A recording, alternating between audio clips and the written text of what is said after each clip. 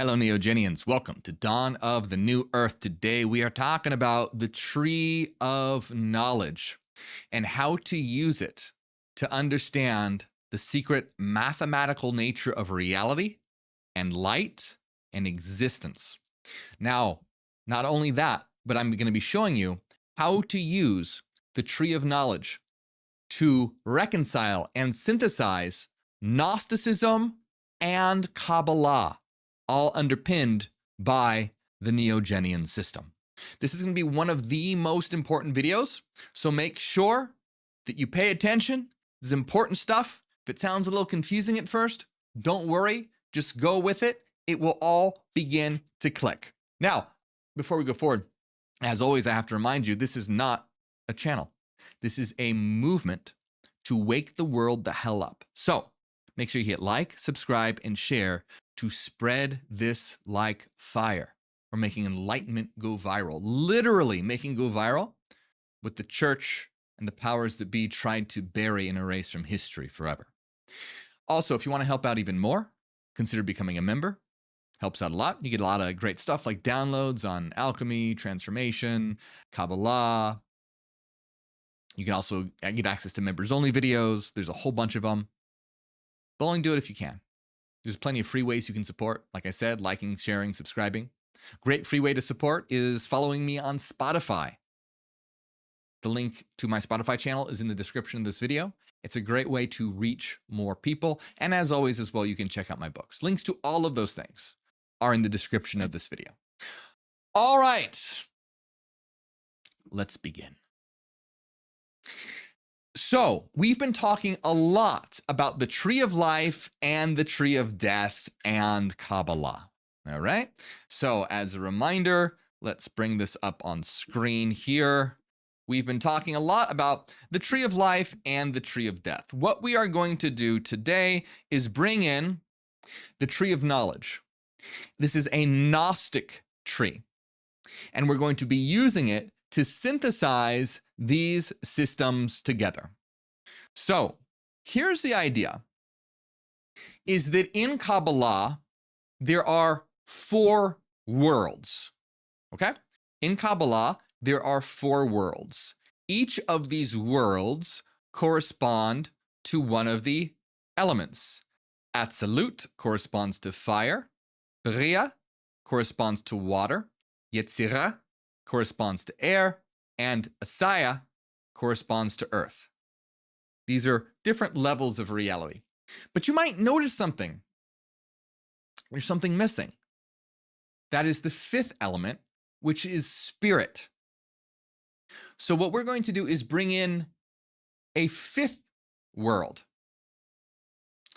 This 5th world is going to be the fundamental essence of reality that explains everything. So this 5th world is represented by the element of spirit.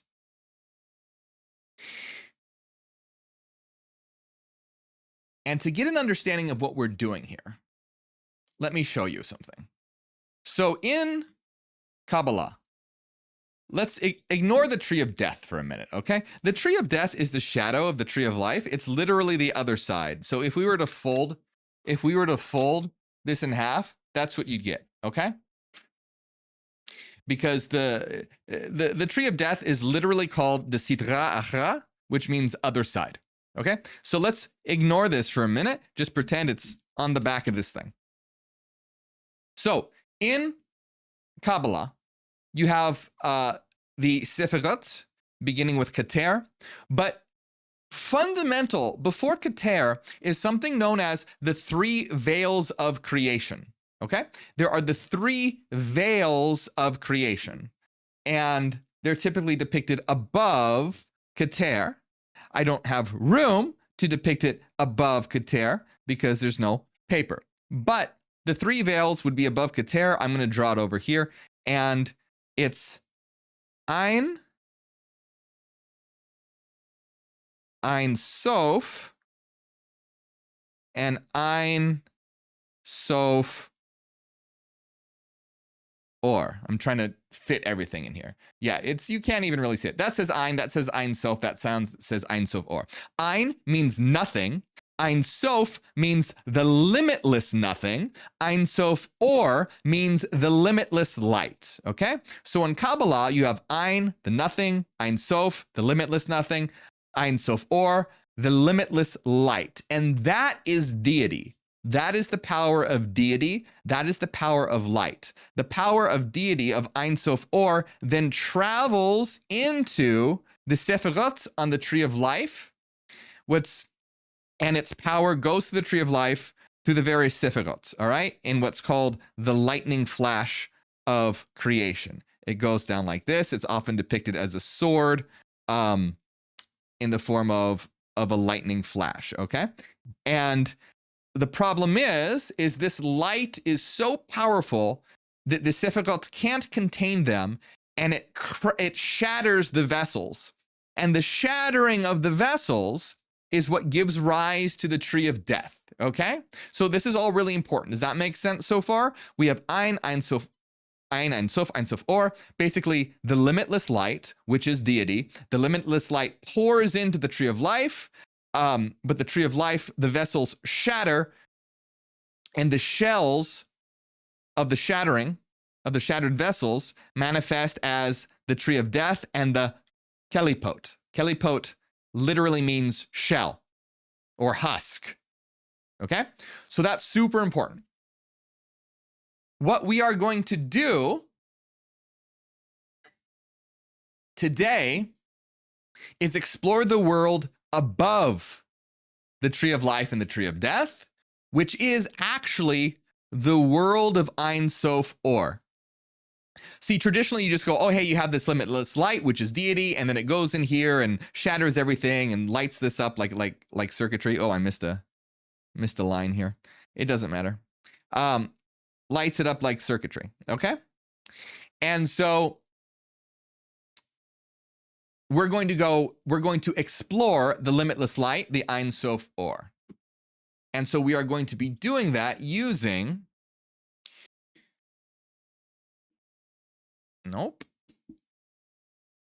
this, which is the tree of knowledge, okay? So you can think of the tree of knowledge as sitting above these two trees, okay? We'll explain exactly what all this means, but you can picture it sort of set like this. This tree of knowledge is the limitless light that's ultimately going to get poured into the tree of life and become shattered as the tree of death, all right? So what we're basically doing is like cracking open the Ein Sof Or and exploring its structure, which is the limitless light. And so what is this world called? Well, this world is the Pleroma. It is the Pleroma, which in Gnosticism is a realm of light called the fullness. The Pleroma is called the fullness. So that's the cool thing. What we're doing here today is we're using the Gnostic concept of the Pleroma, to explore the limitless light, because Gnosticism has a very complex and intricate system of how that light is actually structured. So we're going to an even higher level here. That's the cool thing that I like about Gnosticism. So what we're doing here is we're synthesizing Gnosticism and Kabbalah. What the power that Gnosticism has is it allows you to map out the highest realm, the realm of light, the Pleroma. The problem with Gnosticism is that Gnosticism is like, oh, the material world is evil, so we need to escape it. That's not great. What Kabbalah says is the material world is broken and we need to fix it. It's called tikkun olam, repair of the world, repairing the world. So we combine these two systems together and we have a complete picture of being able to see the mapping of the realm, the highest realm of light, but also with the knowledge that our mission is to now repair the shattered vessels, not escape. And underpinning all this, we're going to use the Neogenian system to understand this in a very precise and mathematical way. Now, like I said, this is a lot of info. This is some high-level stuff. So it might take, just if it sounds confusing at first, as always, just go with it. It's one of those things where by the end of this video, it's all going to click into place, even if it doesn't sound like it it does right now. You'll see what it means by the end of this. So I'm actually going to bring this up on screen as well so that you guys will be able to get a better picture of this, because it's not so easy to see on the paper. Okay, so here we have the tree of knowledge. Okay, we can call it the tree of knowledge, or even the tree of light. Either one, the tree of knowledge or the tree of light. So let's talk a little bit about this here. So we were talking about how we're exploring the Ein Sof, and the Ein Sof Or. Well, the cool thing about this, remember, it's the nothing, the limitless nothing, and then the limitless light. These are usually described in terms of zeros as well, which is really interesting. It's usually 0, 0, 0, 0, 0, 0, which is kind of cool. But the main thing that we're talking about here is that when we bring in the tree of knowledge is a fifth world, okay? Because there's 4 Kabbalistic worlds, and we're bringing in a 5th world, but this is fundamental, so it's actually the 0th world, all right? This is the 0th world. Does that make sense? So in Kabbalah, there's the 4 worlds. There are 4 worlds, but we're adding the fundamental pleroma, which is a 5th, but it's the 0th. So you have 0, 1, 2, 3, 4. So in total, 5 elements, but it's the 0th because it's fundamental, okay? So let's talk about this. We are exploring this here in terms of, let's remember, this entire world is the limitless light, the pleroma. So we're going to be exploring the structure of this thing here. So let's begin to do this. And I'll explain what each of these are as we go by. And these are in Greek. You can see the Greek text below. Excuse me. And in the tree of knowledge, these are known as eons, okay? These are known as eons. Whereas in the tree of life, they're the sephirot or sphirot or sephirot. Pronunciation doesn't really matter. Then you have the klipot or the kelipot. Here we have the eons, all right? And this is a structure of light. You'll also notice something. There are 10 sephirot, 11 kelipot, and 12 eons, okay? So here we have a complete system here of 10, 11, and 12. 12. So the thing is with 10 is that 10 is a symmetrical system because you have a balance of 5 and 5. 11 is asymmetrical, which is why the tree of death is represented by 11 because it's a corruption.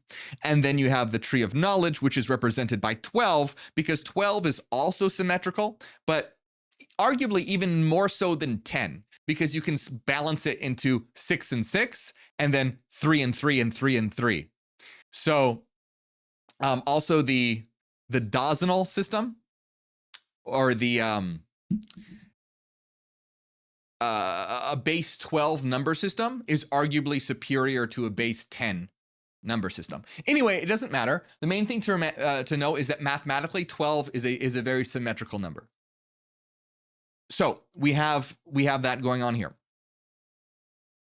Now, let's talk about, so remember this whole thing, we're exploring the limitless light and we're exploring its structure rather than just going, oh, there's a limitless light and then it goes through here. We're going to explore its actual structure. So first we have the Ein Sof and the Ein Sof Or, which is nothing, the limitless nothing, and then the limitless light. So what does this actually mean? Well, in mathematical terms, we can understand Ein as simply 0. Okay? We can understand Ein Sof, which is the limitless nothing, as infinity. And then we can understand Ein Sof Or as what we get when 0 equals positive and negative infinity. Because if you have an infinity of positive values and an infinity of negative values, what do you get? You get 0. So we see that 0 is actually not empty. It is full, hence the pleroma, the fullness. Okay? So do you understand what's happening so far? We have the limitless light, and now mathematically speaking, we understand that it is a fullness, the pleroma, because it is a 0 equivalent to every value, because every value has a positive and negative counterpart, okay? One thing that I want to make very clear, if anyone's familiar with mathematics, saying that 0 is equal to positive and negative infinity is not mathematically valid, because infinity is not a number, it's a concept, okay? So you can't really write it the way that I did, but I'm trying to make this as simple as possible. There is a mathematically valid way to write this, where for every positive number, there is also a negative number equal and opposite. So long story short, the 0 equals positive, negative, infinity is not mathematically valid the way I wrote it, but you can write it in a mathematically valid way, but I'm trying to keep this simple. And it's real nice and neat and tight to understand it this way, okay? So we understand now as the limitless light as being a fullness, a 0 that is equal to every possible value, all right?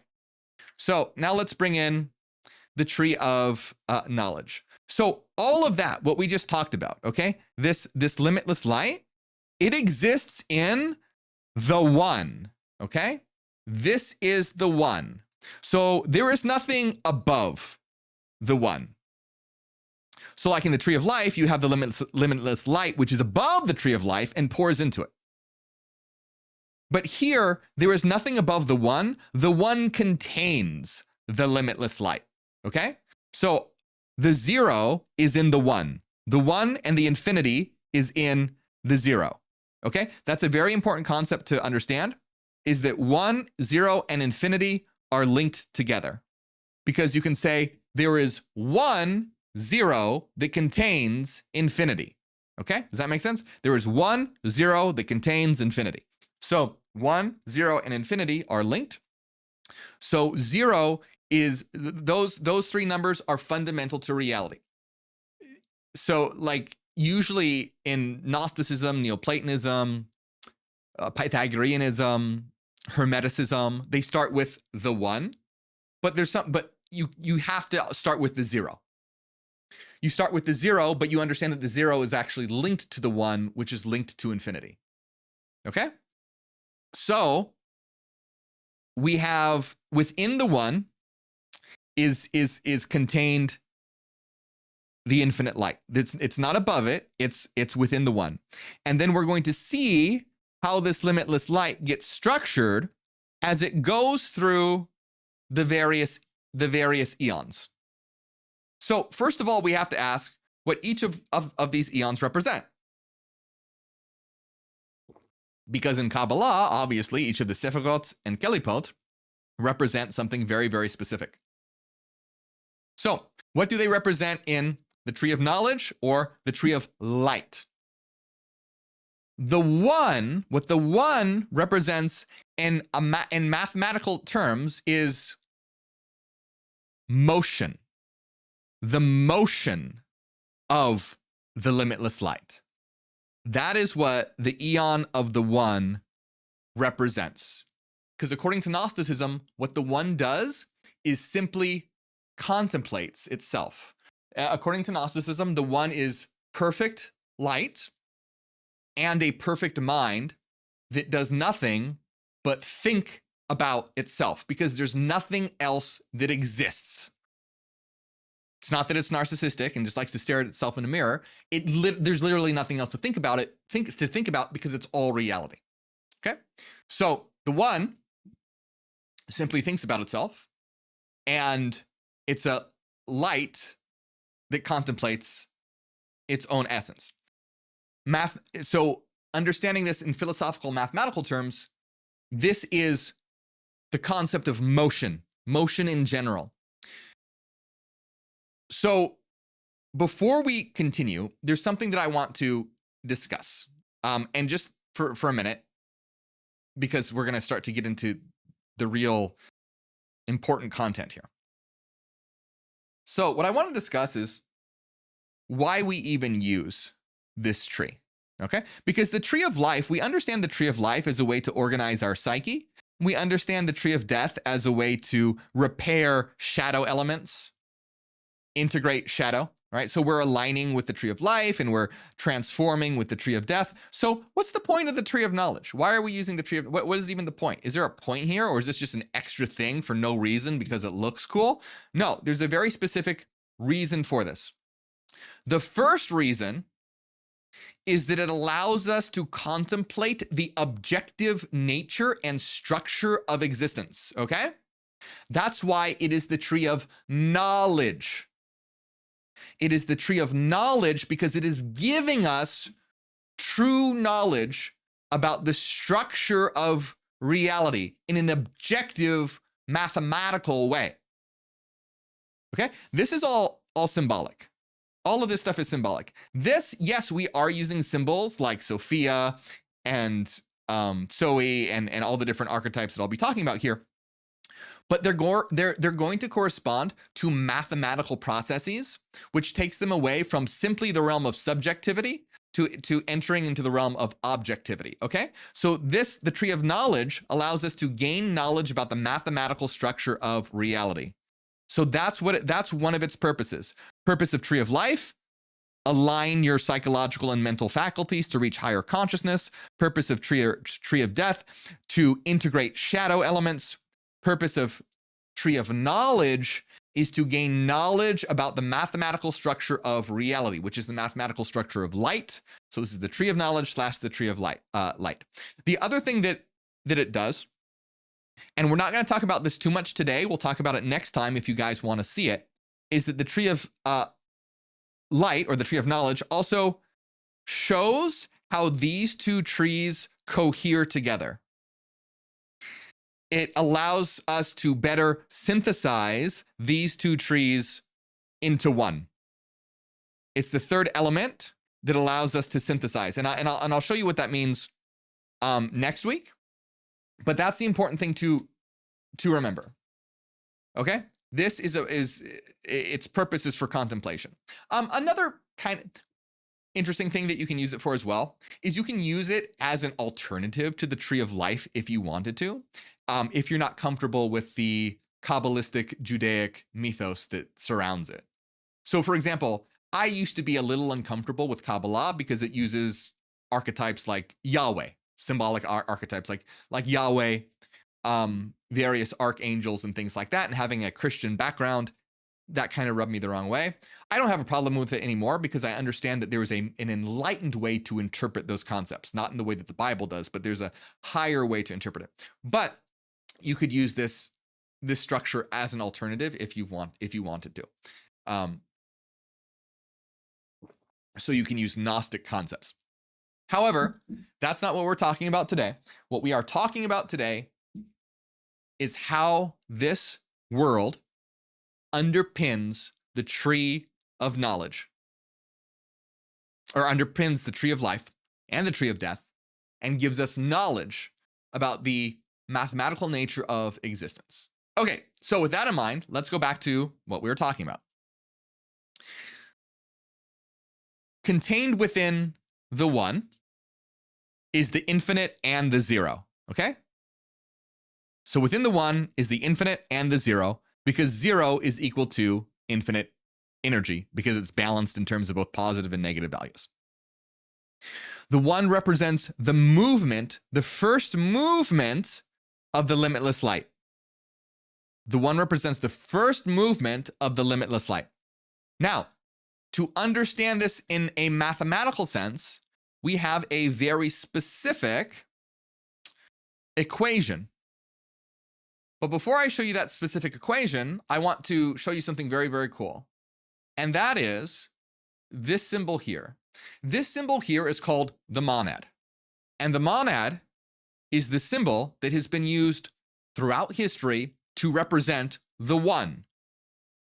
Monad means one. Tohen also means the one. But this is a symbol, a circle, that has been used to represent the one. And it's called the monad. And keep that in mind. All right. So with that in mind, the equation that we're going to be looking at here is this one here. Okay. Now, in the Neogenian system, this is what we call the source formula. And the source formula is very, very simple. What the source formula describes is, guess what? A circle. That's it. It describes a circle. So it describes this. That's what it describes. It describes a circle. However, or I'll put it up on screen so you can see even more detail. All right, this is what it describes. But the important thing to understand is that not only does it describe a circle, but it describes motion. So it's not a circle that stays still, it's a circle in motion. And here's what I mean by that. Is if we have a circle here, it's just simply a static, simple circle. But because x is a variable, as we go through the values of x, what it describes is a point, right? If we had a point going around the circle. So it describes going around.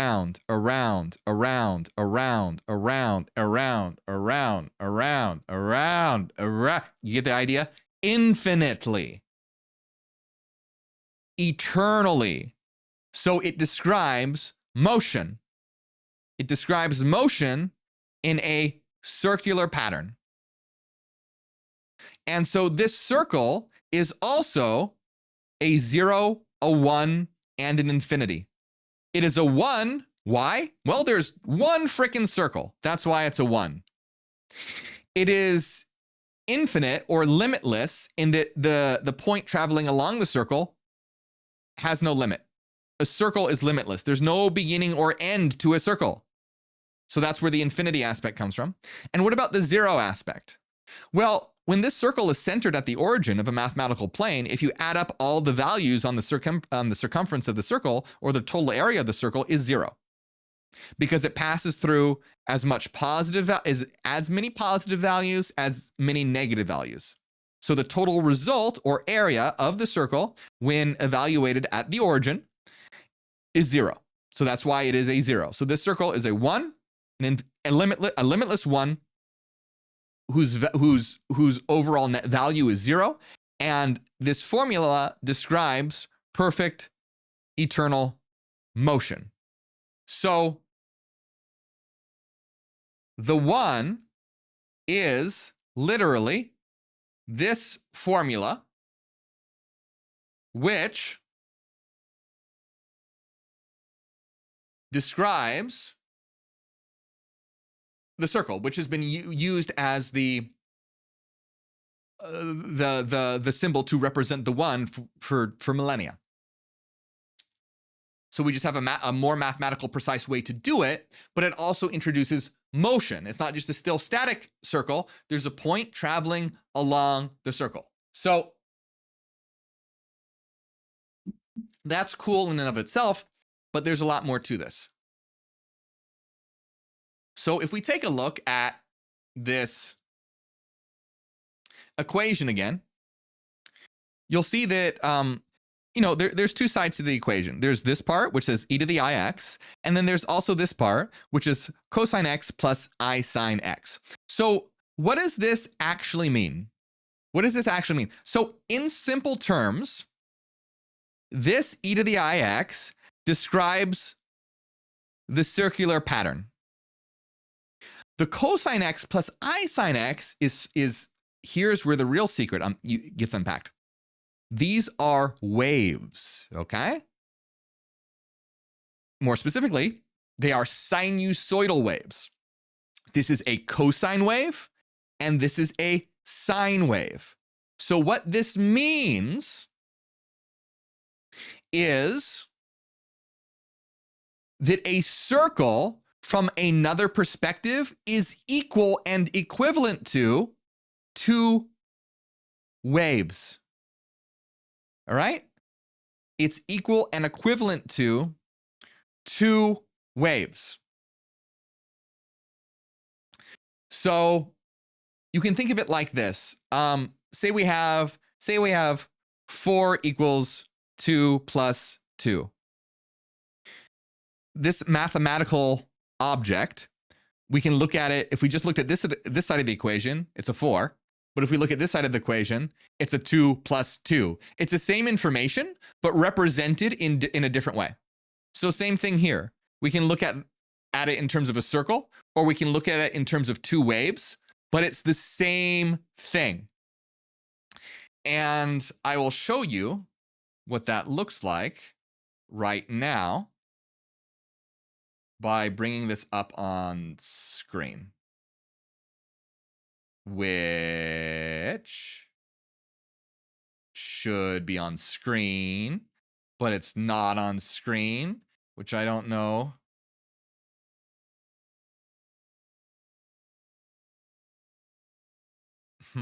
Okay, fine, whatever. Be that way, technology. I'll bring it up on my other screen here. Let's see. Okay. So I'll just move this here. And that didn't do what I wanted it to do.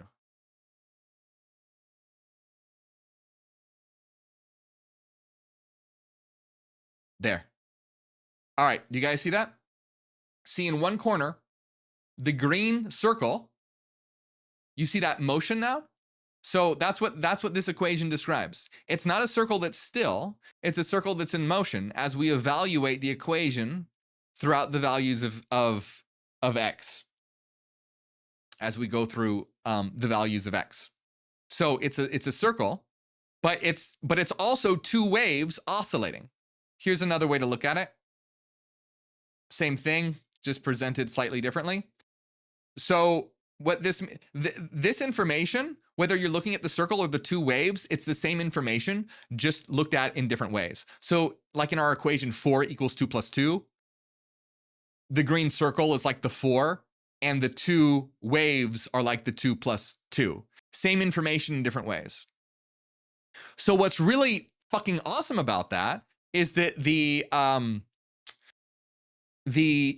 mystics and the ancients were really on point when they used this symbol to represent the one, the monad, Tohen, because not only is it a circle, every circle is also two waves. So this is not just describing a circle, but it's describing waves, vibration, frequency, which is really cool. So here we have these two waves, and we have motion. And this is the motion of the limitless light, because these waves are metaphysical light. Okay? This is metaphysical light. This is fundamental light. And what are also waves? Thoughts, frequencies. So these are the waves of thought. These are the waves of light. The motion of the one eternally thinking and contemplating, evaluating itself, gives rise to the motion of the light, of the waveforms. Okay? So there is a lot happening. There is a lot happening in the tree of knowledge, especially in the one. So everything we've talked about so far is contained within the one. And so hopefully you can see how, what the tree of knowledge, what we're using it for. We're using it as a tool to understand the objective nature of reality. Tree of life is a tool to align ourselves psychologically. Tree of death is to transform and integrate our shadow.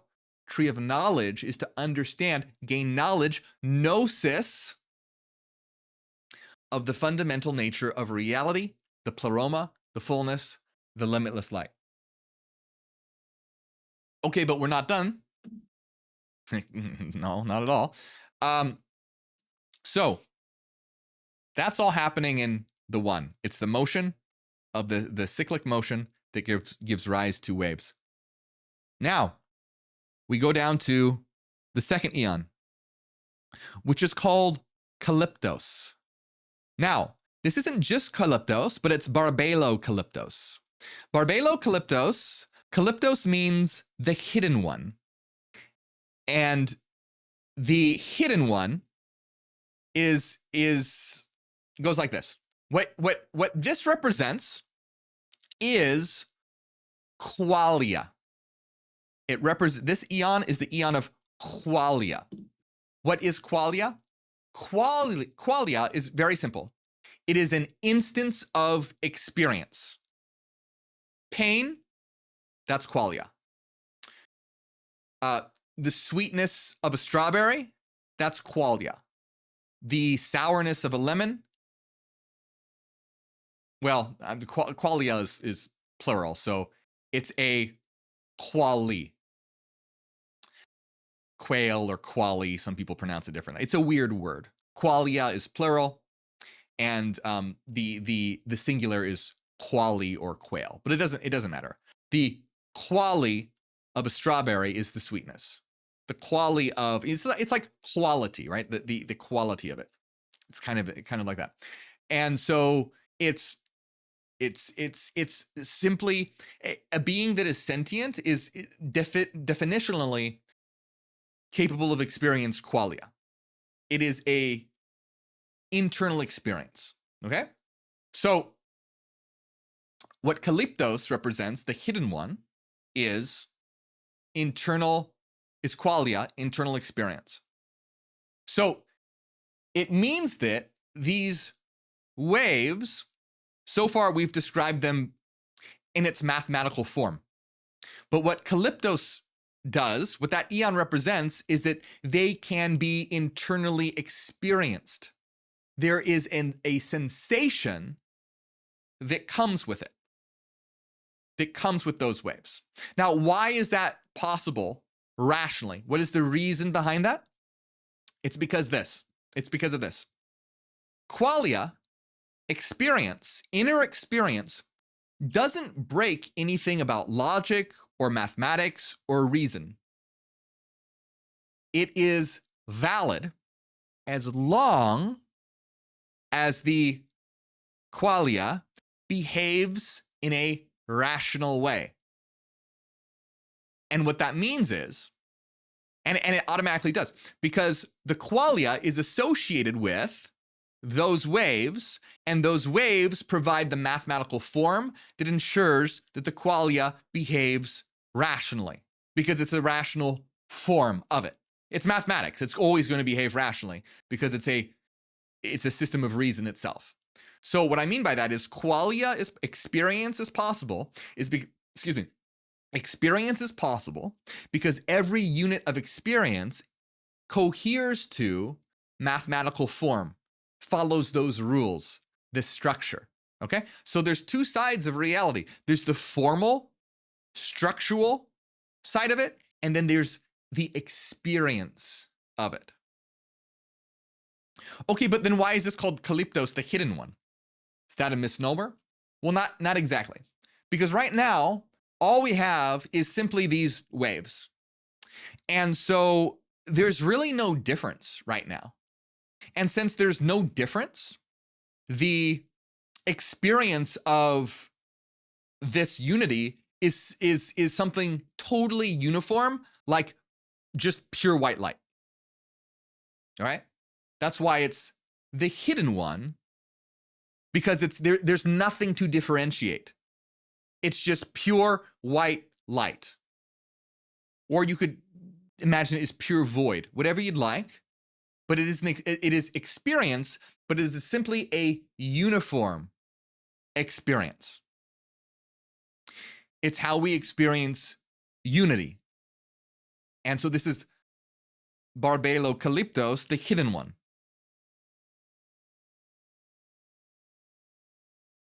Now, we're going to move over to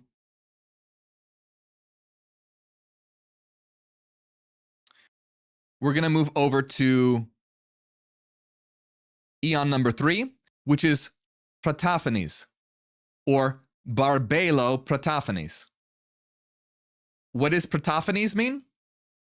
Pratophanes means the first revealed one. Right? So Calyptos is the hidden one. Pratophanes is the first revealed one. Barbelo-Pratophanes. So what does Pratophanes represent? Pratophanes represents frequency.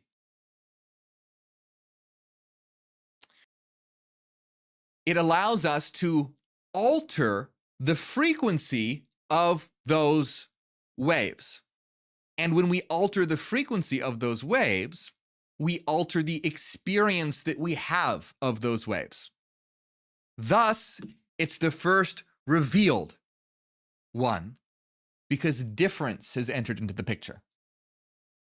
Think of Calyptos, the hidden one, like pure white light. And Pratophanes, the first revealed one, is the prism that diffracts the light into a rainbow. Various frequencies. So, a couple things to note about this. Let's take a look at this mathematically speaking. Let's go down to this equation here. Now, this might look a little daunting, but what I want you to understand is that this equation is the exact same thing as this equation, except there's some differences, but I'll explain why those differences are there. So you'll notice there's like an A here, here, and here, and there's an F up here, here, and here, and then there's a phi or phi here, here, and here. But the thing is this is the generalized form of this formula. Now, what I mean by that is all of those, the A's and the F's and the phi's, they're all in here, but they're set to 1. When you set them to 1, you know, if you write 1 times 5, you can just write it as 5. You don't have to, the 1 is redundant. If you have 1 times 1 times 1 times 1 times 1 times 5, you can just write 5. You don't have to put the 1 in there. So in this this is when you set all of these extra pieces to 1, you get this. All right? Well, the phi would be set to 0. So the A would be 1, the F's would be 1, and the phi or phi would be 0. But you get what I mean. You can set the parameters of this equation such that it looks like this. So these are really the same formula. This one is just saying like, hey, what if we make some things different? Okay? So Calyptos is the experience of this very simple equation, which is just like a pure white light. What Pratophanes, the first revealed one, does is it brings in frequency, and you can see there's an F here, an F here, and an F here. Okay? I don't know if it helps if I circle it or if it makes it worse. But there's the F's. So that is what Pratophanes brings in. And by altering the value of F, you get different frequencies and you get different qualitative experiences paired with that. That alteration of the F is what allows us to experience the pure white light to the rainbow of colors. Okay? Here's also the thing to understand about Pratophanes. By the way, I also want to make it clear that I'm trying to explain something that would probably take 6 months to a year of classes to fully articulate in a very short video. So I'm going through some things relatively fast and whatnot. So keep that in mind. But here's the thing to keep in mind. We saw that this equation, this circle, is equal to 0. And this circle is equal to 2 waves. So it might seem like, oh, well, what the hell, just 2 waves? There's not much we can do with that. But the thing is that if one 0 can exist, then a multiplicity of zeros can exist. So in other words, we can have a myriad of zeros. Why? Because 0 plus 0 plus 0 plus 0 plus 0 plus 0 is still 0. So when we have all of the zeros or source formulas set to the same frequency, it's as though there is just one because there's no difference. But when we alter the frequencies, we get difference. Let me try and explain it like this. Okay, so take a look at these. Take a look at these cards. So if I just held it up like this, you might think, oh, there's just one card here. Maybe there's just one card here. The reason why it looks like there's one card is because there's no difference between the cards. But when we introduce difference,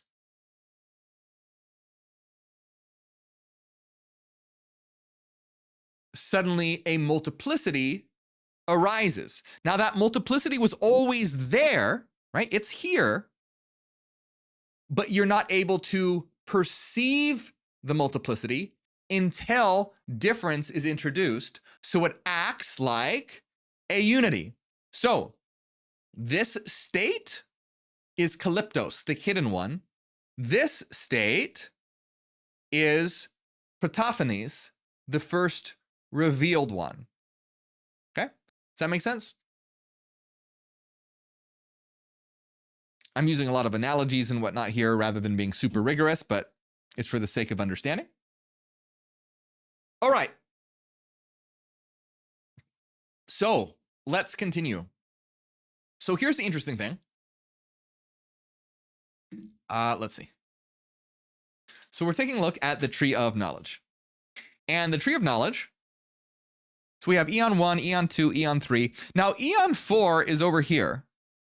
And if we were like traditionally in Kabbalah, you go 1, 2, 3, 4, 5, 6, 7, 8, 9, 10. But the Gnostic structure is a little different. So logically, in a logical way, let's think about it like this. We go from Calyptos to Protophanes to Autogenes. Now, also, one thing I want to say, the order actually doesn't really matter because all this exists at once. All of this exists at once. But we're understanding it in a logical flow here. So what is Autogenes? And this is also Barbelo Autogenes. Barbelo Autogenes, or simply Autogenes, is the center of subjectivity. The center of subjectivity.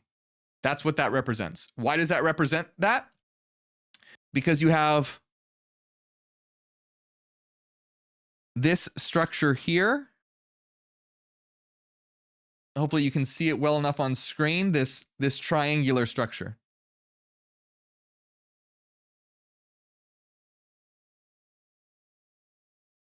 Okay?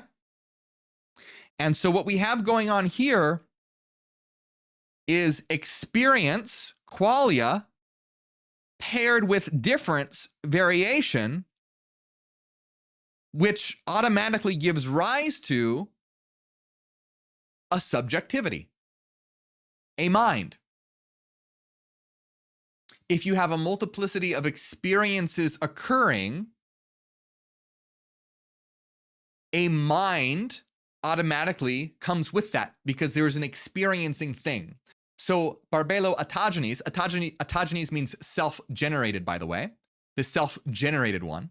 So we have the hidden one, the first revealed one, and the self-generated one. And so autogenes is the center of subjectivity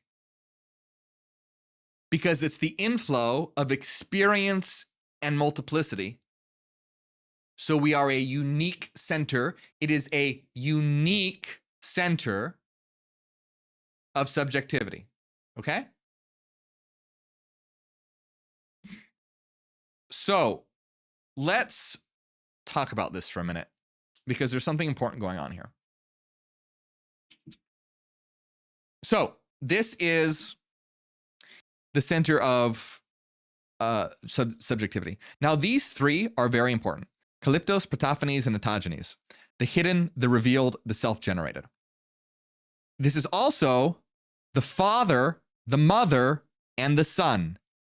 Autogenes in Gnostic cosmology is the Christ. Okay? This is the Christ. This is the Calyptos is the Father, Protophanes is the Mother. And in Gnostic cosmologies, Autogenes is the child, which is the Christ. But here's the thing. Here's the important thing. Let's talk about Barbelo for a minute. So, if we are talking about, Barbelo is often called the mother. Now, if we are talking about Barbelo as the mother, this is Barbelo. Barbelo Protophanes. However, Barbelo is not described simply as the mother. Barbelo is also described as the mother father. Barbelo is the mother father. So this is also Barbelo. And the unity, Barbelo the father, Barbelo the mother, Barbelo the mother father. And the one is the source of all this. It's sitting up here as the source of all this. But you have Barbelo the father, Barbelo the mother father, and then you even have Barbelo the son, or child, if you want to be gender neutral about it. Because Barbelo is the father, the mother, and the son. In trimorphic protonoia, it says that Barbelo is manifested as the father, the mother, and the son. In the Secret Book of John, Christ says, I am the mother, I am the father, I am the son, or something along those lines. And Barbelo is described as the mother father. Barbelo is described as Calyptos, Protophanes, Autogenes. Okay? So what that means is this triangular structure, this trinity, is Barbelo.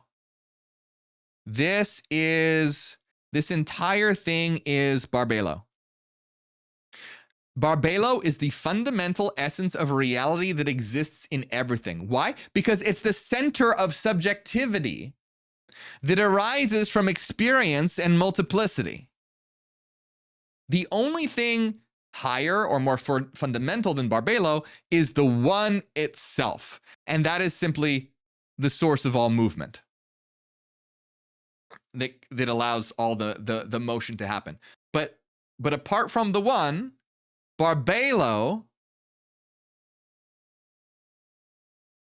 taking a drink of water, is the fundamental essence of reality that resides in all of us, because it's literally the center of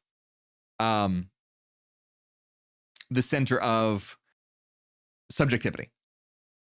And so this is the Gnostic Trinity. Barbelo is called the Father, the Mother, and the Son, or the Father and the Mother and the Child.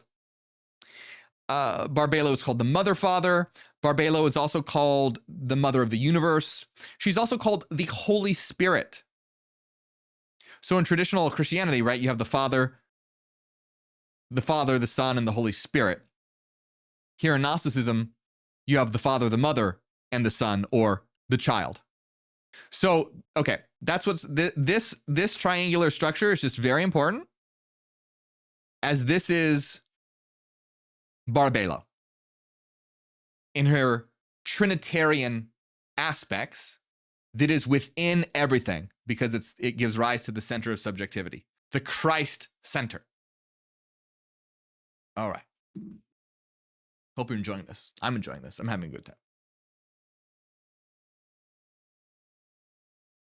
Let's continue. So now that we've looked at that structure, we are going to be looking at, so after this triangular structure, what arises are the 4 eons. Well, these are all eons, but the 4 luminaries, These are the 4 luminaries here. Yes. Which forms this rectangular or quaternity, okay? Quaternity. So we have a trinity and we have a quaternity now that arises. And the eons, the 4 luminaries are Davathai, Harmazel, Alalith, and Auroriel. And we're going to explain what all this means. By the way, I want to very much emphasize that what I'm explaining to you is my own organization that I have put together to synthesize Gnosticism, Kabbalah, and the Neogenian system. So not everything is going to match 100% perfectly in terms of like Gnostic mythos and Kabbalistic mythos and all that, blah, blah, blah. But so that just being said, I have made some alterations here and there, such as, for example, the order of the luminaries. I've adjusted the order of the luminaries slightly, or a bit, to more accurately coincide with Kabbalistic cosmology as well, all right? But it doesn't really matter unless you're a Gnostic scholar or an asshole occultist with too much time on your hands. It doesn't matter, because these are just symbols that allow us to connect to reality. But that being said, just letting you know, I have adjusted the order of the luminaries. But again, it doesn't matter because they all arise in a coeval way. So we have Davathai, Harmazel, Alalith, and Auroriel. So what do these represent? Well, let's go in order with this quaternity here. So the let's see. Okay, let's start with Davathai. What does Davathai represent? Davathai represents amplitude and intensity. In Gnostic cosmology, Davathai is described by many attributes, such as love. Here, we understand Davathai is amplitude and intensity. What does that mean? Well, we have these waves, right? And via Protophanies, we've been able to adjust the frequency of these waves. Now, Davathai allows us to introduce the amplification of the waves, which give rise to intensity. Mathematically speaking, if we take a look at this formula again, what's Davathai? Davathai is the A. Amplitude. Amplitude. Experientially, it's intensity. How painful is something? Is it very painful, or is it a little painful? How pleasurable is something? Is it very pleasurable, or is it? So if you have a wave, increasing its amplitude will make a larger wave. Whereas increasing its velocity would not increase its amplitude. It would just increase its, or I'm sorry, increasing its frequency would not increase its amplitude. It would just increase the number of crests per cycle. Okay, so long story short, Davathai makes waves bigger, which is paired with the intensity of your experience. So with Calyptos, we had experience in general. With Protophanies, we had variation via frequency.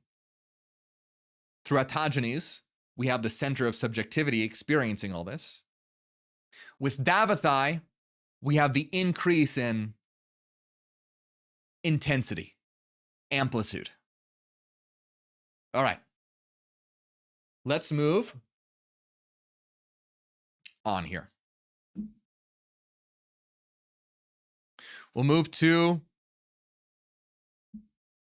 Harmazel. Harmazel is another luminary. Harmazel is described in Gnostic cosmology in various ways. One way is via form. Harmazel brings form. So, in our system here, what does Harmazel represent? Harmazel represents phase shift. And in our equation, that is the phi. Harmazel is the phi. And what is phase shift exactly? Phase shift, understood simply, is just how allowing a wave to slide. So let's say this is a wave. If I were to if I were to phase shift the wave, it would do this, or it would do this. Let me put it over here.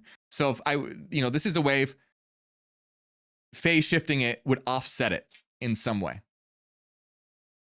It would offset it in some way. Now, why is that important? It's very important, actually. But we're not going to see why until we get to what happens when we add these waves together. We haven't talked about that yet, but phase shift is important because when phase shift occurs, variation, it allows to alter the structure of a signal. Okay, that's what phase does. It allows us to alter the structure of a signal. So phase, if we're just applying it to a single wave, it just slides a wave one way or the other. But the result that has is changing the form. Harmazel comes with form, the form of a signal. How it is shaped gets altered depending on the phase. All right. So let's go to another illuminary, which is Alalith. Alalith represents qualitative resonance, okay? Qualitative resonance. By the way, you're going to notice a theme here. This pillar is a lot about experience, and this pillar is a lot about form. Experience in general, intensity, and then qualitative resonance. And then we have a synthesis in the middle, all right? The middle pillar is the synthesis of those things. But let's talk about what qualitative resonance means. So in Gnostic cosmology, Alalith has various attributes. So there's a couple of those attributes. One attribute is peace. Another attribute is discernment. Discernment and peace. So what is qualitative resonance? Put simply, because remember, right now we have a center of subjectivity. And it's experiencing a bunch of frequency patterns. Imagine it like a psychedelic trip or a kaleidoscopic imagery. But the thing is that the mind has control over those because it is those things. The center of subjectivity is not separate and apart from those experiences. It is it. So what qualitative resonance means is for the center of subjectivity to gravitate towards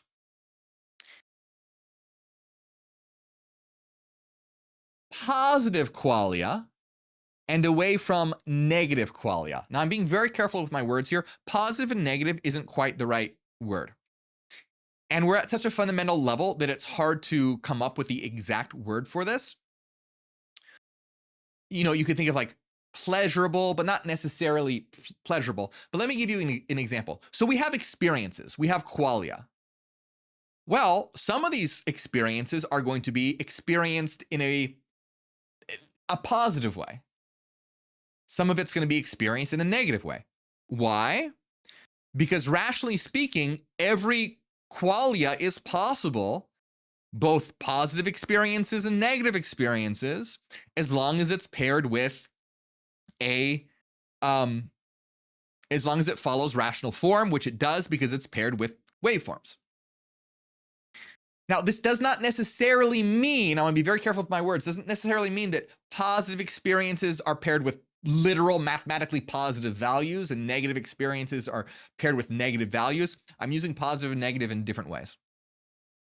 So what I mean by this is that we're having a multiplicity of experiences. Some of these experiences are experienced as good, positive, pleasurable, interesting, whatever. And some are experienced as negative, painful, incoherent, discordant, unpleasant, whatever, in a certain way. So Alaleth, being a peace and discernment, is the mind's prerogative to gravitate towards positive qualia and away from negative qualia.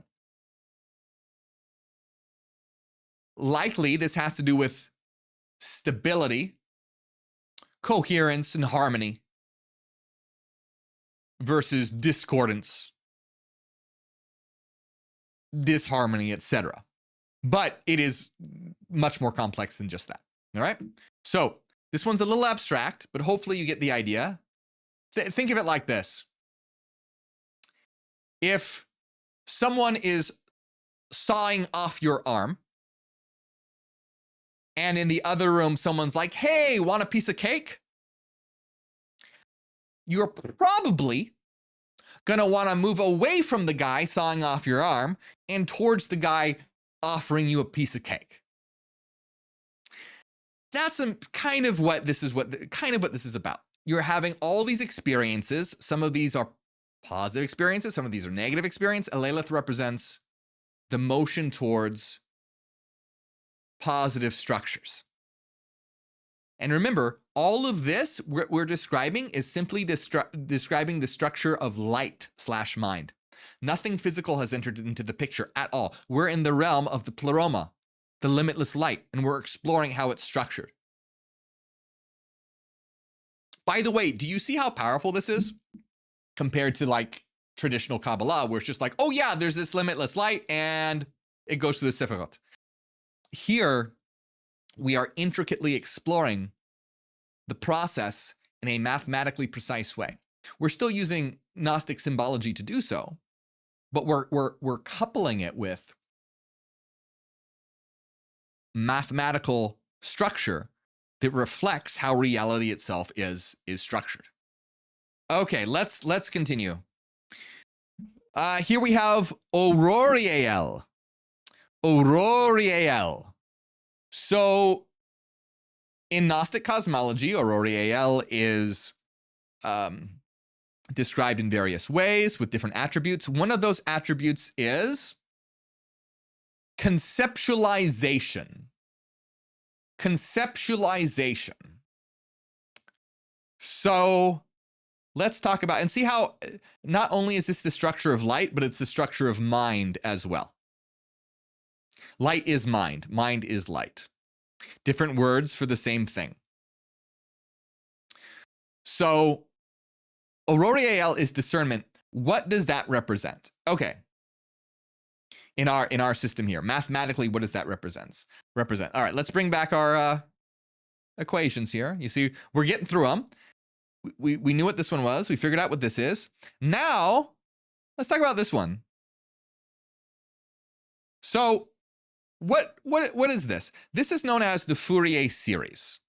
What is the Fourier series? You notice some different symbols here. We have negative infinity, positive infinity. We have amplitude. And then look, we have the source, one side of the source formula here, the exponent. So the exponent is what we have here. See, notice this is just this. I've scribbled all over it, but this here is simply this but the phase isn't represented. Okay, the phase isn't represented here. We could represent the phase, but it would alter the equation. But what is this really telling us? So we already know what this is. We've explored it in detail. We've explored this in detail. So we know what this is. So the only thing we don't really know is what this is. This is just means the result, what comes out. It's not something we really have to define. It's like, this is saying, once you do what this tells you to do over here, you get this. So the only thing we really have to understand is what this sigma means, and it's a summation. This represents a summation. So what this represents is just a fancy way of saying we're going to add a bunch of these together. How many? Infinite, from negative infinity to positive infinity. So what this represents is waveform addition. This is known as the Fourier series. And we are adding waveforms together to create more complex waveforms. Because right now it's very, very simple. We have these waves. They exist at various amplitudes, various frequencies, various phases.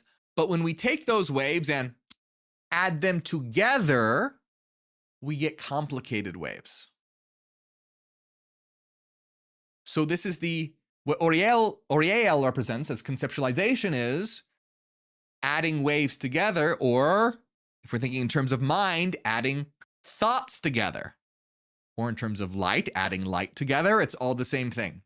We're exploring the structure and nature of reality. And I just want you to see also how powerful understanding something like this is.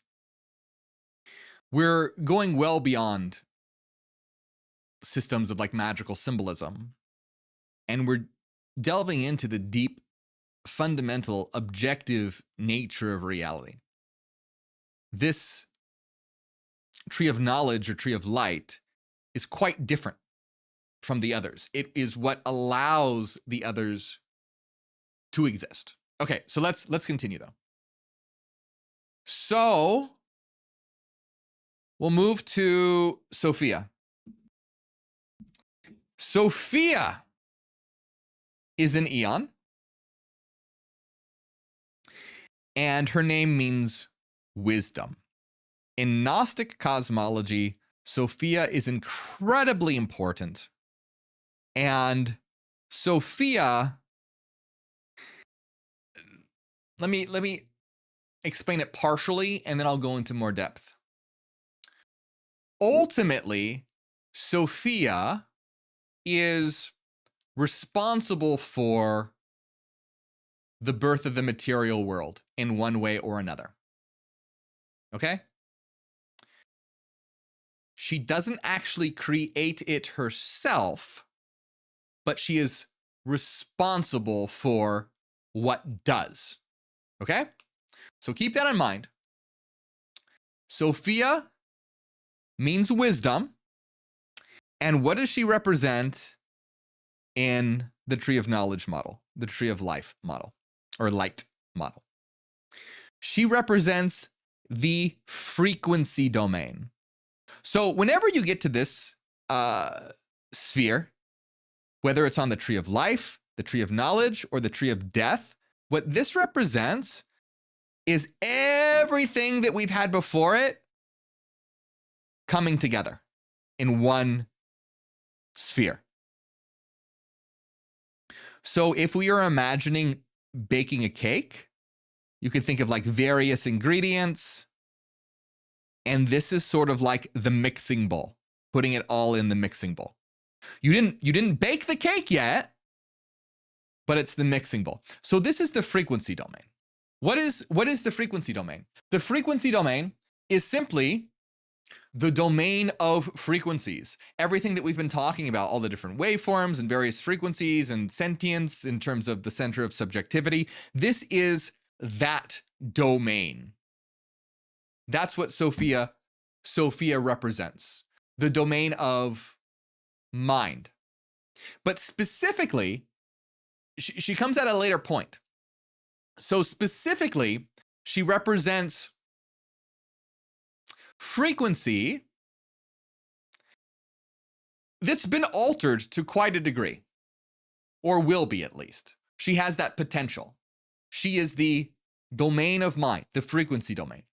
Now, why that's important is going to be relevant soon. So what we have to talk about now is what Sophia does. So if you are familiar with Sethian Gnosticism, which is the most common form of Gnosticism most people think of when they think of Gnosticism, according to that cosmology, Sophia decides to create without her partner. In Gnostic cosmology, all these beings that we've been talking about come in pairs, male-female pairs. Like positive and negative values, not literally gender or sex. That's just, it's just a metaphor. So you can think of like polarity of energy. Think of it like energy polarity. So everything creates in the pleroma in perfect balance and perfect harmony. Everything is perfectly balanced. It's perfectly harmonious. However, one day, Sophia, one day, not like a day, but in the story form. There's no day yet. Day's not a thing. But regardless, Sophia decides she wants to create something on her own, without her partner, and without the consent of the one. So we haven't talked about the 12th yet, but the 12th is the partner of Sophia. So Sophia decides to create without her partner and without the will and apart from the consent of the one. So you see, we're really dealing a lot with this middle pillar here. Okay? So Sophia creates without the consent here and without her partner here. In Sethian Gnosticism, this gives rise to the demiurge, Ialdabaoth, and then he creates the material world. However, what we're going to do is actually think about it in terms of we're going to blend Sethian and Valentinian Gnosticism together. And I'll show you why. Because that is what makes the picture complete here. And I'll show you why. In Sethian Gnosticism, Sophia has a daughter named Zoe, or Zoe, or Sophia Zoe. So in Sethian Gnosticism, Sophia has a daughter named Zoe. In Valentinian, in some forms of Valentinian Gnosticism, Sophia has a daughter named Achamat. And in Valentinian Gnosticism, when Sophia creates on her own, she does not give birth to Ialdabaoth, she gives birth to Achamat. Now, here's what's really cool about this. So Sethian Gnosticism, she gives birth to Zoe. She gives birth to Zoe. And then in Valentinian Gnosticism, she gives birth to Achamat. But here's the really cool part. What is Zoe? Zoe is literally life in Greek. And so it's the wisdom of life. Zoe is the wisdom of life. Achamat, we're told in Gnostic texts, means the wisdom of death. So you have life and death. In one tradition, she gives birth to life. In another tradition, she gives birth to death. What makes this complete is when you understand it in terms of when she creates, she gives birth to twins, life and death. She gives birth to twins. She gives birth to life and death, Zoe and Achamat. And here's why this is so interesting here is because Sophia creates without sort of out of balance. And Achamat is an extremely dark being. Zoe is a very light being. So it's kind of like light and darkness, okay? So because of her act of imbalance, she creates a being of darkness, but reality always requires a balance of some kind. And so with so life and death come together. They're twins. They are the twin daughters of Sophia. So we have the 10th Aeon and the 11th Aeon. The 10th being Zoe, the 11th being Achemat. And Sophia gives birth to them when she gives birth to, when she acts out of alignment with the one and her partner. So what does this mean? Well, in Valentinian, some forms of Valentinian Gnosticism, what happens is that Achamat is the one who gives birth to the demiurge. Achamat thinks she's alone in the void. She's alone in the void and darkness. And she thinks that she is the only being in existence. And she has basically like a mental breakdown. And she gives birth to the demiurge. She wants another being. So she gives birth to the demiurge. But here's the thing. The demiurge doesn't know that Achamat exists. And so the demiurge also thinks it's the only being in existence. So you see, this is a realm of darkness, isolation, separation, depression. It's a dark, shadowy realm. And so Yaldabaoth is an archon. And Yaldabaoth thinks he's the only being in existence. And so he creates more archons from himself. And he creates the material world. He creates the material world. But it is also possible that Achamat may be really the one behind the scenes pulling the strings, kind of like the puppet master, making all this happen. It's hinted at that may be the case, that she's kind of like pulling the strings of the demiurge. And it's said that reality springs forth from Achamat because her tears become the rain in the river. Her smile becomes the sunlight.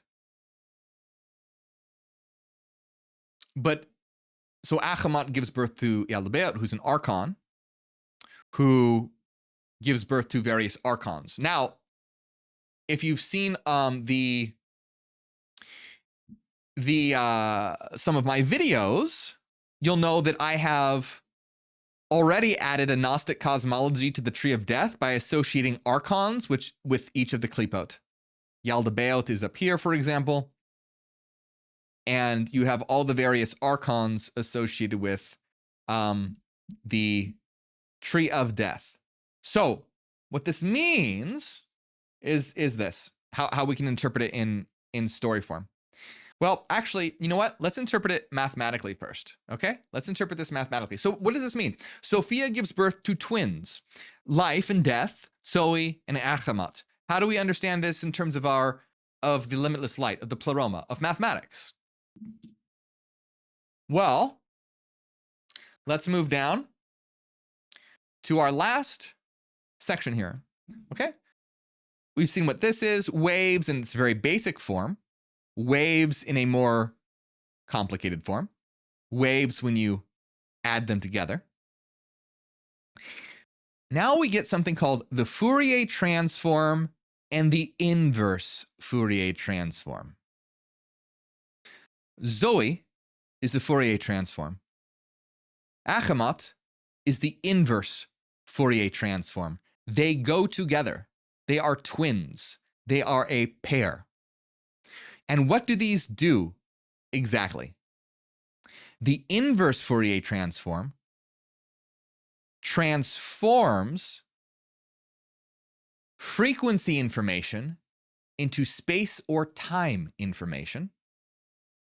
And the Fourier transform does the opposite. It transforms space or time information into frequency information. So in terms of understanding this in terms of light and mind, what does that mean? It means the inverse Fourier transform transforms light into matter, and the Fourier transform transforms matter into light. They are two sides of the same coin. Two sides of the same coin. Now, that should sound familiar on a symbolic level. Here.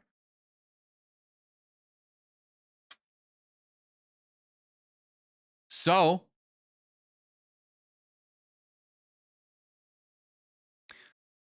Zoe gives rise to the tree of life.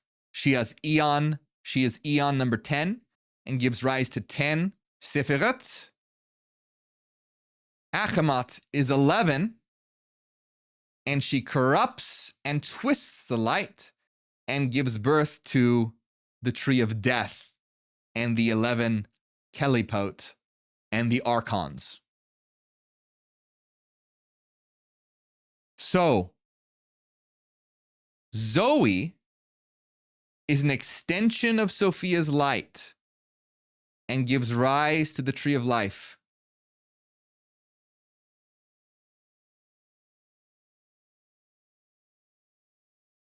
Achamat is Sophia's shadow, her dark side. So these are all aspects of Sophia, even though we talk about in terms of her daughter. Zoe is called Sophia Zoe. Achamat is called Sophia Achamat because they are different aspects of her. Zoe is an extension of her light that reaches down into the tree of life. Achamat is her shadow that gives rise to the tree of death. Eon 10, the 10 Sephirot. Eon 11, the 11 Kelipot. And so what happens here, so far what we have done is the entire tree of knowledge or tree of life, that is the Ein Sof Or, the pleroma, the limitless light that then gets poured downwards into finally now we have the tree of life. But what happens? The vessels shatter, the light becomes corrupt, the light is twisted, inversed. The Fourier transforms light into darkness. And so we have the twins of life and death, light and darkness, that give rise to the tree of life and the tree of death that underpins the tree of knowledge, which underpins the entire structure. So do you see how much in detail we've gone rather than just being like, oh, hey, we have the tree of life, and then there's Ein Sof Or, and they can't really handle it and they shatter. Here we have, by understanding the fifth world, the zeroth world, the fundamental world, we know exactly how that light is structured, and mathematically how it describes the creation of the various lower worlds, which is ultimately corrupted light in one form or another. Corrupted light in one form or another. Now, something I want to say very, very important. Sophia gets a very bad rap. In Gnostic cosmology, she's considered, it says what she did was in error. She's called like defective, or that it was a defect. And a lot of people are like, wow, well, Sophia is called wisdom. Wasn't that a really stupid thing to do, to create on her own and then give birth to like this demonic being and all blah, blah, blah, blah. But here's the idea. The pleroma, the fullness, if it were to be in perfect balance forever, nothing interesting would ever happen. It would become hell. So what Sophia did was actually save us from what the Gnostics called the sige, the silence. They didn't look at it as a bad thing, but they saw the sige, the silence. Her voice of creation, her music broke the silence. And yes, it gave rise to darkness, but it also gave rise to light. And it allows us to experience each other together indifference. The material world is a very unique way for the one to experience itself in particularized form, in particularized bodies, in particularized perspectives. So in the Neogenian Gnostic interpretation, in Sophia, act of creation was the wisest thing she could have done. She lives up to her name, because without Sophia acting out of balance, we would be stuck in an eternal state of stasis, which would be hell. So even that shattering of the vessels hurts for a while. We have the joy of experiencing ourselves through multiplicity. So do you see how beautifully, when we combine Gnosticism, Kabbalah, and underpin it with the Neogenian system together, what a beautifully complete picture it forms. And we understand why we're doing this, why it happened, and that Sophia's actions weren't negative at all, that it was part of the process. So, and that's the Neogenian interpretation of Gnosticism, a Neogenian Gnosticism. That being said, we need to talk about the 12th eon. The 12th eon here we have listed as Phosphoros. Phosphoros is the morning star. It's another name for Lucifer. Now, Lucifer, very important, does not represent the devil. Lucifer is not the devil. Lucifer is not Satan. Lucifer simply means morning star, Phosphoros, and it was used to describe the planet Venus in the morning. And it ushers in the dawn, the bringer of the dawn. So it was the first light before sunrise. So what Lucifer represents in this sense is awakening. In Gnostic cosmology, there's no Phosphoros, there's no Lucifer, because Christianity pretty much twisted all that. What this is Adamus, eye of light. Okay, so Adamus is described as the blueprint for the perfect human. And Adamus comes from the Greek word for indestructible, where Adam comes from Adamah, the Hebrew word for dirt. Adamas is the Greek word for indestructible. In other Gnostic texts, he's called Adam, eye of light. So put them together, you get Adamus, eye of light, the indestructible eye of light. And he is a light bringer, which is exactly what Phosphoros and Lucifer means. So Phosphoros, Lucifer, Adamus, that is the 12th eon. And really, this entire pillar could be considered the pillar of Phosphoros, the Luciferian pillar, or the pillar of light. I just want to always really remember that Lucifer is not Satan. It's not a bad thing. It means bringing of light, the morning star, the first light before the dawn, the coming of a new light. If you don't like that word, don't use it. You can use Adamus. That's what he's called in Gnosticism, Adamus, the eye of light. And it's the blueprint of the perfect human. It's what Yaldabaoth gets really jealous about and tries to make an imperfect copy when he creates Adam. Anyway, Adam, eye of light, is the 12th eon and is the consort of Sophia. The consort of Sophia.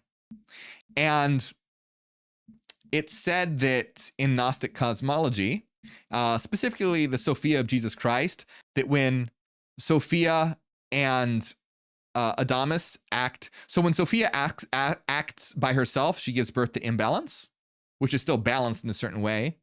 But when she acts with Adamus, she gives birth to, or Christ arises. Now, we already have Christ, but here's the thing. There's like different levels to it. So we already have Christ as the autogenes.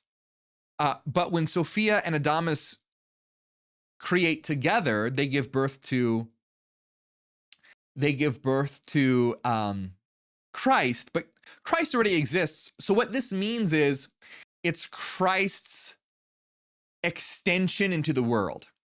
And Christ just represents awakening, okay? So it represents the power of awakening entering into the world. So there's different levels here. Christ already exists, but when Sophia and Adamus act together, their powers are kind of channeled and gives birth to Christ as the power of awakening that exists within humanity. So here, with these three, we have another important trinity. We have another important trinity here with Sophia, Adamus, and Christ, or the Mother, the Father, and the Son. So, but what does Adamus represent in our system here? What Adamus represents, and it's important because you're going to notice it corresponds to Da'at and Satan in different ways. This is the high, but ignore that for a moment.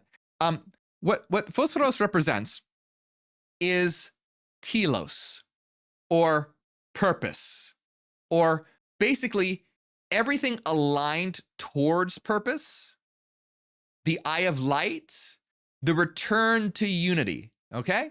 Telos, purpose, return to unity. Now, here's the thing. In the tree of life, there's 10 Sephirot. Da'at isn't really considered a true Sephirot. It's considered sort of a result of the others. So it's not counted. In the tree of death, it is counted. And it represents the culmination of all the kalipot.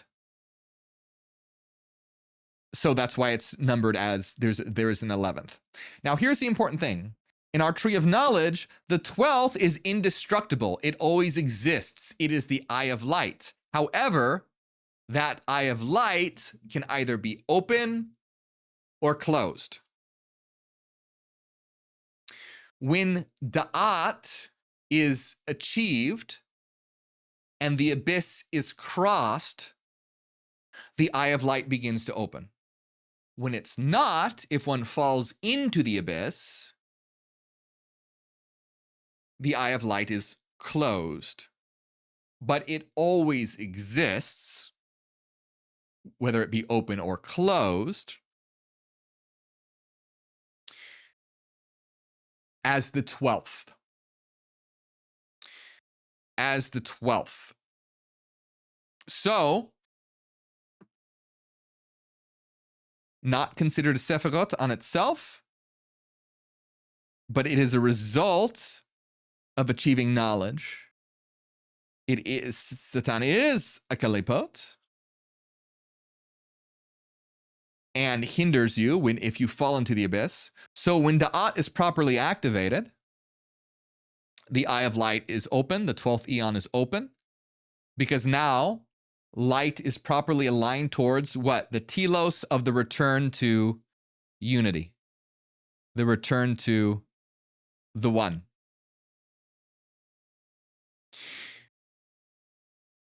So the 12th is very important, and it can either exist in the state of being open or closed, depending on how you have organized the trees of life and death that exist within you.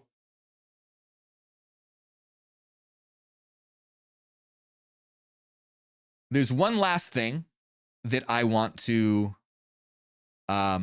say here, and that is that the four Kabbalistic worlds are represented by the tetragrammaton, Yud, He, Vav, He. And that corresponds to the four elements. Yud, fire, He, water, Vav, air, He, final, earth. Remember, we have a fifth now, and that makes sense because there are 5 elements. Spirit is the 5th element. And so spirit is what represents our 5th world, or our 0th world. So in terms of like Hebrew lettering, what is that? It's represented by the letter shin. Shin. Okay? So the Hebrew letter for the fifth world, or the zeroth, is shin. And what this does is it represents spirit, and it gives us not the tetragrammaton, but the pentagrammaton. Pentagrammaton, meaning 5. So here's the thing, right? You have Yud He Vav He, or the 4 elements: fire, water, air, and earth. Now, if you take spirit, shin, and place it inside of the elements, and what does that represent? Representing spirit's descent into matter, okay? Representing spirit's descent into matter. When you place shin at the center of that, representing that, you get Yud He Shin Vav He. Yud He Shin Vav He. And so Yud He Vav He is Yehovah. Yud He Shin Vav He is Yehoshua, Jesus, Yeshua. So placing spirit within matter, the descent of spirit in matter, you get Yeshua. Yeshua. Yeshua. And of course, Jesus Christ is the archetypal symbol of spirit descending into matter, spirit's descent into matter, the divinity existing within a material vessel, which is super cool when you see how all this comes alive and comes online. But remember that that's that power of awakening within you. That's what that represents. That shin, that spirit that exists within you, that zeroth world that exists within you, the limitless light that exists within you, the pleroma, the fullness that exists within you. Okay, so we talked about a lot today. Hopefully that made sense. And I'd very much appreciate your comments, knowing what you thought of these kinds of videos. I occasionally do these kinds of videos that go into a lot more depth, a lot more detail. And I'd like to know what you think of them, how you like them, if they're easy to understand, if they're hard to understand, if they are challenging to understand, what you would like more detail on, what you think could be explained perhaps better, or questions that you may have. On these types of videos, it's very important and very helpful when you do that. So I very much appreciate those comments. And again, these are some of the most important videos that I make. And so if you have made it this far, be proud of yourself. And I mean that, because you are a very tiny percent of the population who has the eyes to see and to understand that this is important. The other stuff I talk about on my channel is still incredibly important, and still a very small portion of people understand why it's important. But this is even another level, right? You're getting into a higher level. If this were a secret society, which it isn't, this would be like another tier, okay?